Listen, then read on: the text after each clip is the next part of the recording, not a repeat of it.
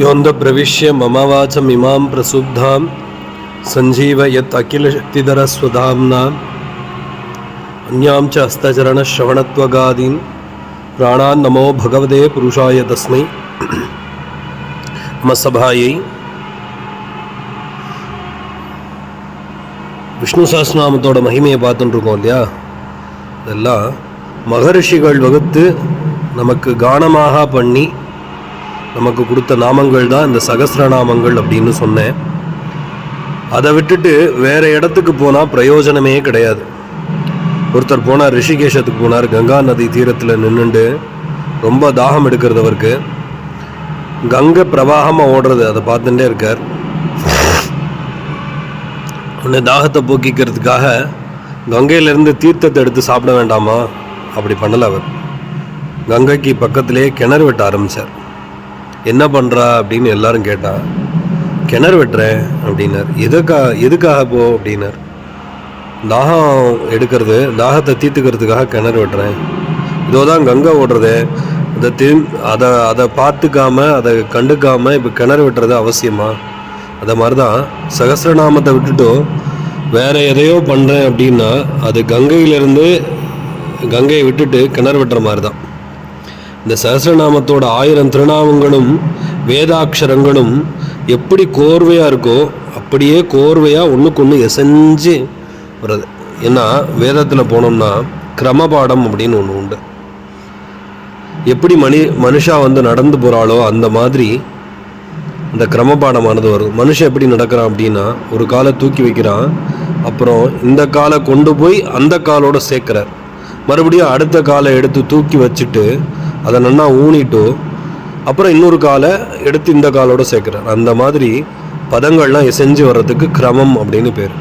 விஸ்வம்னா என்ன, விஸ்வம் விஷ்ணுனா என்ன, விஸ்வம் வஷட்காரஹான்னா என்ன, வஷட்காரஹா பவத்நாதா அப்படின்னா என்ன, இப்படின்னு ஒவ்வொன்றா சேர்த்து சொன்னோம்னா இன்னும் அழகாக நமக்கு சம்பந்தமானது கிடைக்கும். ஒன்றுக்கொன்று சம்பந்தம், ஒன்றுக்கொன்று பூர்வாபர வித்தாந்தம் இல்லாமல் அழகான ஆச்சரியமான அர்த்தமானது நமக்கு கிடைக்கிறது. அப்படி வரும்போது நம்ம சகஸ்ரநாமத்தில் ஈடுபட்டோம் அப்படின்னா தொடர்ச்சியாக இந்த மாதிரி நாமங்களே வந்துட்டுருக்கு. அதனால் பூர்வாபர விருத்தத்துக்கே இடமில்லாமல் அழகானபடி நமக்கு சகஸ்ரநாமம் கிடைக்கிறது. அப்படி அந்யோன்யமான வலை பின்னல் முத்துக்களால் கோக்கப்பட்ட மாலை மாதிரி அழகான அந்த சப்தங்கள் நாமாக்கள் அவ்வளோ அழகாக அமைஞ்சிருக்கு.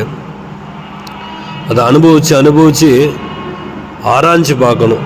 அப்படி ஆராய்ந்து பார்த்தா நமக்கு ஆச்சரியமான அர்த்தங்கள்லாம் கிடைக்கும். அவரவர் அனுபவிக்கும் போது தான் ஆனந்தம் ஏற்படும். அடுத்தவா சொல்கிறத விட நம்மளே ஆராய்ஞ்சு பார்த்தோம் அப்படின்னா ஆச்சரியமான அர்த்தங்கள் கிடைக்கும்.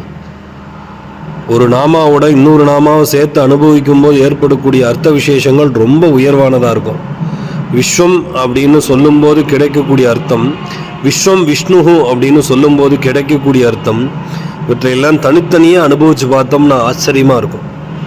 விஸ்வம் விஷ்ணுஹு அப்படின்னா என்னடா அப்படின்னா ரெண்டும் ஒன்று தான். யஜுர்வேதத்தில் தைத்திரிய சம்ஹிதையில் முதல் மந்திரம் வருது. 43 பதங்கள் அதில் இருக்குது.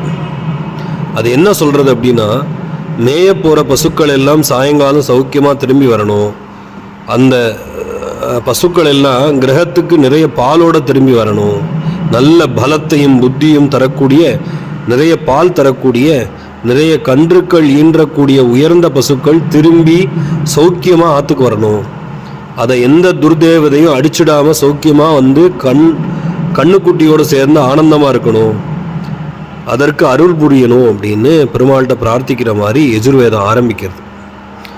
இதனுடைய விசேஷ அர்த்தத்தை சொல்லும்போது பசுக்களுக்கு மட்டும் இல்லை, அந்த பசுக்களோட போகக்கூடிய மனுஷாலும் க்ஷேமமாக இருக்கணும், அவளுக்கும் க்ஷேமத்தை கொடு அப்படின்னு வேதமானது சொல்லப்படுறது. ஏன்னா 4 கால் பிராணிகளுக்கும் க்ஷேமத்தை கொடு, 2 கால் பிராணிகளுக்கும் க்ஷேமத்தை கொடு அப்படின்னு பிரார்த்திக்கிறது அந்த மந்திரம். 2 கால் பிராணின்னு வேதம் நம்மத்தான் சொல்கிறது, மனித வர்க்கத்தை பிராணியாத்தான் சொல்கிறது வேதம்.